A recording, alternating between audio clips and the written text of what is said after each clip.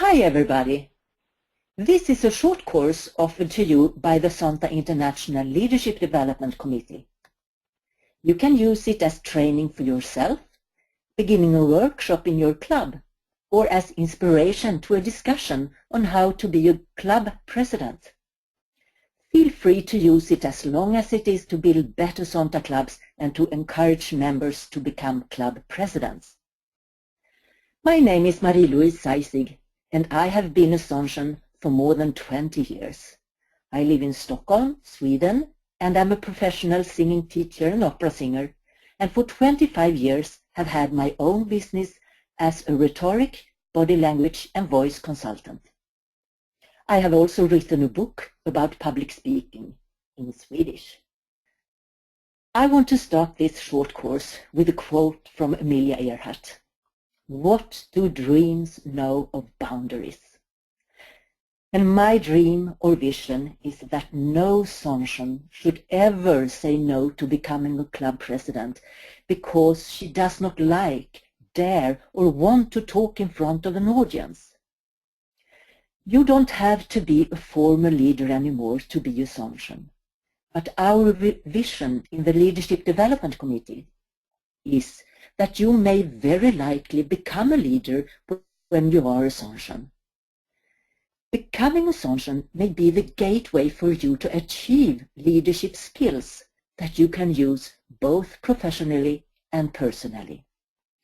So here is the first step to stepping up to leadership as we work with on the Leadership Development Committee. There is a big discussion in Sonta on why so many clubs have difficulties recruiting new club presidents. We have great members, and my hope is that this short course will inspire more of them to become club presidents. The difficulties recruiting new presidents can be a cause of two matters. First, stage fright, and second, suppression techniques. Here in Sweden, we have a vital and active debate on suppression techniques, or behavior that I prefer to call the phenomena. I will not go into detail in this short course, but encourage you to study the different behaviors that are meant to make you feel inferior, suppressed, weak, powerless, timid, and hold you back when you want to step forward. Suppression behaviors not only exist between men and women, but also between women and between men. Let's start with stage fright. Stage fright is one of our most common phobias, and we have to take that fear seriously. And the more we learn about it, the less impact it has on us. Stage fright is a reaction towards something that we find threatening, but it is not the threat itself. There are two kinds of fears that cause the corporal and mental reaction of stage fright. Agoraphobia, that means fear of being alone in a big square or in a big crowd, and the primary feeling is that we feel trapped and cannot escape. And second, social phobia. That means the fear of being viewed and examined and the risk of not qualifying to be a member of the flock. And these reactions are activated from the reptile part of our brain and cannot therefore be totally eliminated. So we must learn to deal with it and get used to this increased form of energy. There is an expression that says that it is only 10% of stage fright that is actually visual to the audience. But that means that there is 90% left for the speaker, actor or club president to feel. But I say that this visible 10% makes you human and not a machine. The remaining 90 is a matter between you and your dreams. When you take on a role of a leader, there is a transition from being one of the flock to being the leader, from being a Sonta member to being a club president. and so on in the Sonta hierarchy. And when you are in this transition from passive to active, from submissive to equal to a leader, from silent to speaking, your body may react. I could go much deeper in the corporal reactions, but will not this time. Perhaps you can offer stage fright as a theme for a club meeting. If you bring it up in the light, it is not so scary anymore.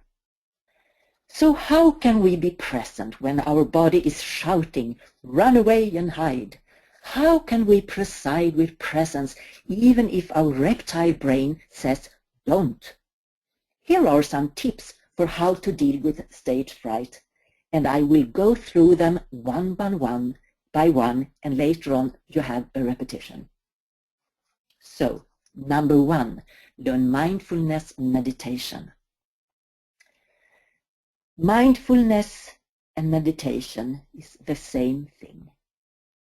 This is a method to get in contact with your inner peace that exists deep, deep inside you, like the calm deep down the ocean when there is a storm on the surface.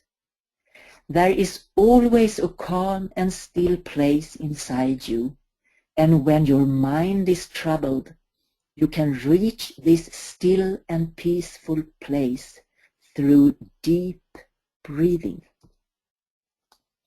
So learn deep breathing. If your heart is pounding too heavy, take a deep breath down to the bottom of your body and hold it and count to 10 before breathing out. So breathe in. Hold your breath and breathe out. This will make your body activate the nervous system that calms you. And this beautiful sculpture is an underwater sculpture made by Jason DeCare Taylor. Between stimulus and response there is a space. In that space is our power to choose our response. In our response lies our growth and our freedom. This beautiful quote can help you to remember the important space in between, where you can breathe and take control over your body, mind, and situation. Number 3, acting as if. Action seems to follow feelings, but action and feeling go together. By regulating the action, which is more under the direct control of the will, we can indirectly regulate the feeling, which is not. Acting as if is a psychological method created by philosopher and psychologist William James on how to create new behaviors. In a stressful situation, you can learn to stay in contact with your power by acting as if you are powerful. It's impossible, said doubt. It's dangerous, said fear. It's unnecessary, said reason. Do it anyway, whispered heart. And I did it, said courage. So number 4, don't identify yourself with stage fright or fear. It's only a small part of you. And this is a lovely quote that have been traveling around Swedish Facebook. And I translated it into English for you to be inspired. Number 5, changing focus from yourself to the audience or club members. Switch from being an object to a subject, of being passive to active. What you give is what you get. Change focus from yourself to the audience and club members is the best way to overcome stage fright. When you are focusing too much on yourself, you are constructing yourself as an object. And an object is passive. Also, if you are focusing on yourself, the audience will too. You have to help them focusing on the message, information, and feeling that you are presenting. And you do that by being totally focused on them. You, as the leader, are going to be the active one, the subject. You are taking the initiative. You are the one who infects the audience with feelings. You are the one who leads, the one who takes responsibility for the time. You are not looking for approval. You are approving them. You are not looking for others to welcome you. You are welcoming them. And so on. What you give is what you get. So take a moment to figure out what kind of feelings you want to create in a meeting. And that is the feeling, expressions and words that you are going to present. When you understand this human law, leading a club will be easy and fun. Because people will forget what you said, people will forget what you did, but people will never forget how you made them feel. And this is a quote by the great author Maya Angelou. One of the best ways to escape stage fright is to be prepared. And the best way to be a club president is to focus on the members, as I already said. A really good leader is a person who leaves the ego behind and lets the members become the most important. This is a real paradox because the leader as a person is extremely important for the members to feel important. This occurs when the leader stops seeking confirmation and starts to confirm the members. And that usually will lead to a lot of confirmation to the leader. That good process starts when the leader starts to listen to what the members really want from a meeting. And here's a short guide for preparing a Sonta meeting or any meeting. Ask yourself, what's special with this meeting? And why? Why are the members here on the Sonta meeting and not at home? And why am I here? What motivates the members to come to a Sonta meeting? And what do they need to know? And I will stop there because sometimes I think we are preparing with a lot of facts that is really unnecessary. So really do wonder about what do they really need to know? And to think? And what do you want them to feel? And what do you want them to do? And here comes the tips once more of how to eliminate stage fright and instead stepping up to leadership. And we haven't done number 7, create an effective manuscript. I just want to say that the PowerPoint is not a manuscript. It is inspiration for the audience. And number 8, practice.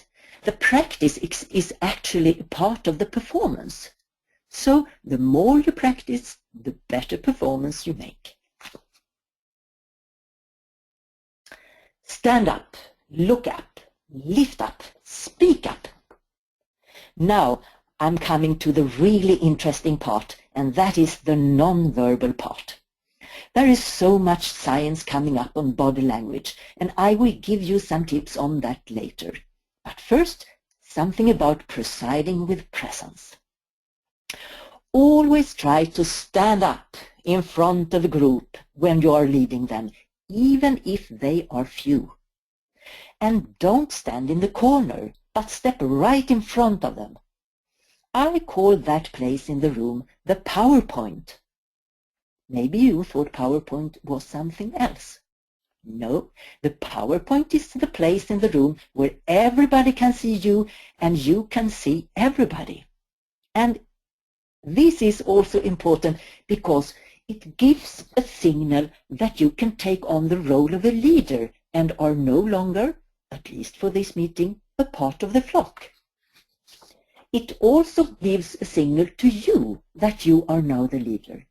It gives you the high status that is needed to perform. Look up and try to involve everybody in the room with your warm, happy, interested eyes. And then they will be interested in you, but you have to start the process. If you do not make eye contact with everybody, it's easy for others that cannot see you to start a private conversation. So make it easy for the members to see you by seeing them. By lift up, I mean that you should have an active posture. Stretch up and lift your chest a little bit without being overstretched and tensed. Think of your muscles lifting up your spine and skeleton, and do not use the skeleton as a hanger for your flesh. And speak up. That's not difficult at all. Don't scream, don't shout, don't overdo it. You just have to be active yourself, and the voice will follow. Your voice will be activated as you activate your posture and facial expressions. Try to say this sentence. Welcome everybody to this Santa meeting, with your body hanging and your face in a passive mood. Welcome everybody to this Santa meeting. Then lift up your chest, lift up your head, activate your face muscles, and open your eyes and lift your eyebrows. Maybe you smile to make your face a happy face, and say it again. Welcome everybody to this Santa meeting. If you are not used to hearing your voice with more volume, a darker tone, and a precise articulation, you can practice this at home by taking a random book and just reading with a louder, darker, and more grounded voice. Enjoy and feel the good power of being heard. So, to conclude the body language and voice part of presiding with presence, I will do it with the latest research that says that when you act with high status, your hormones actually change in the body. When you are walking, standing, talking, acting with high status, or acting as if you have high status, the body does not know the difference. Your testosterone level will increase, and that is the hormone that makes you brave. And the cortisol hormone that makes you more weak will decrease. And of course, the vice versa if you are presiding with low status. I will share a very good TED talk about the researcher of this study. Her name is Amy Cuddy, and the TED talk is Your Body Language Shapes Who You Are. I really recommend you to look at this TED talk. It's one of the most watched, with 25.5 million views. There is also a new scientific study that says that your experience of status affects your immune system on cell level. If you change your status from low to high, your immune system will become stronger, and vice versa. This is a study on epigenetic, and that is really a reason to become a Santa leader. And here are the inspiring TED Talks that you can use as a discussion base or for your own inspiration and education. You have Amy Cuddy, Your Body Language Shapes Who You Are. Brené Brown, The Power of Vulnerability. Kelly McGonigal, How to Make Stress Your Friend. Isabel Allende, Tales of Passion. And Jackson Katz, Violence Against Women, It's a men's issue. I will end this short course with this quote from Marianne de Forest. Far-reaching is our plan to assemble in Zonta International the women executives in the world, an army of experts who through friendship, understanding, cooperation and goodwill will become an irresistible force of peace. She must have been a remarkable woman who created something much bigger than herself.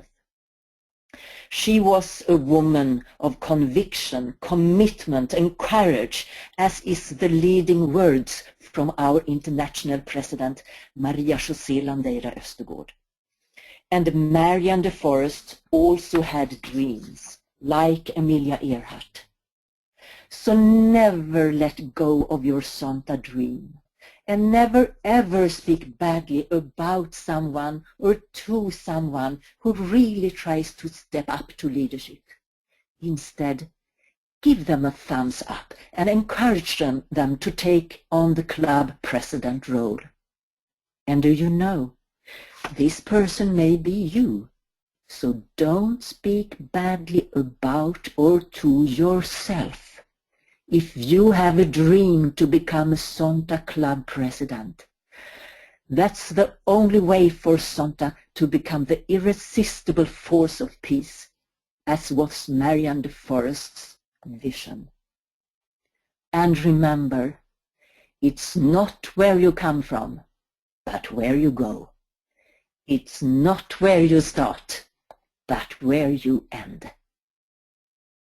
Thank you. And good luck with presiding with presence.